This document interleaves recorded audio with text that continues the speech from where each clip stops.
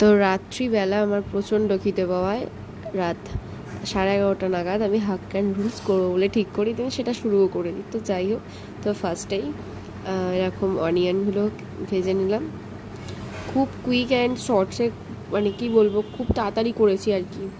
তো যা যা ভেজিস দেবে, যা যা ভেজিটেবল তোমরা অ্যাড করে দেবে, করে বেশ কিছুক্ষণ ফ্রাই করবে। আমি শুধু ক্যাপসিকাম আর গাজর অ্যাড করেছি, আর পেঁয়াজ তো একটু দিতেই হবে, নয়তো তো ভালো লাগবে না।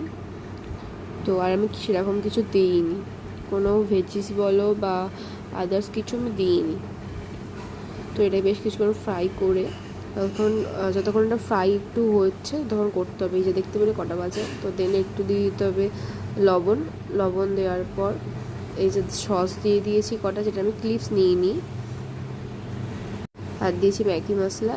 এই যে এইগুলো নাড়াচাড়া করে ব্যাস রেডি। তো এবার সার্ভ করে নিলাম, করে খেয়ে নিলাম। আর গোলমরিচ গুঁড়ো ছড়িয়ে অবশ্যই, দেখো কতটা পড়ে গেলো, যা ধরটারা।